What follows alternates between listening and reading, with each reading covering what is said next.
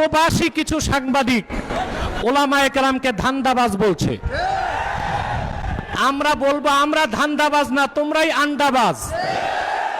যুক্তরাষ্ট্রের আন্ডা তা দেবার চেষ্টা করছো বাংলাদেশে। যদি তোমরা ধান্দাবাজ না হয়ে থাকো, তোমাদের ভাষায় দেশ স্বাধীন হয়েছে, বাংলাদেশে কেন আসতে পারো না? সৎ সাহস বুকের পাতা থাকলে ওলামায়ে কেরামকে মোকাবেলা করতে হলে বাংলাদেশের মাঠে এসে কথা বলো।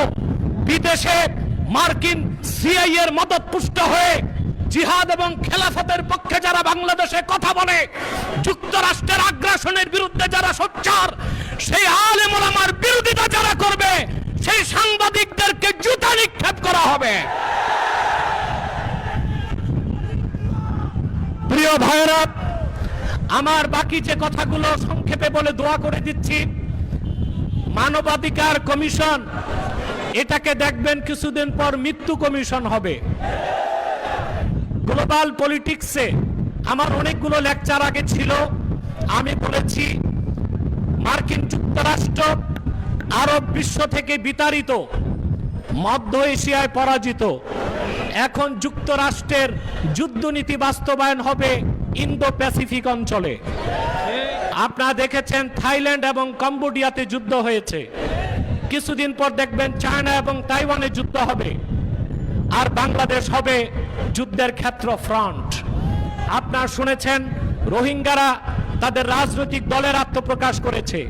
এই আমেরিকায় রোহিঙ্গাদের হাতে অস্ত্র দিবে যারা বাংলাদেশি মুসলমানদের বিরুদ্ধে অস্ত্র ধারণ করবে। বাংলাদেশকে সিভিল ওয়ার বা গৃহযুদ্ধের মাধ্যমে বাংলাদেশের স্বাধীনতাকে বিপন্ন করার মার্কিন চেষ্টার অংশ হিসেবেই কথিত জাতিসংঘের মানবাধিকার কমিশন প্রতিষ্ঠিত হয়েছে।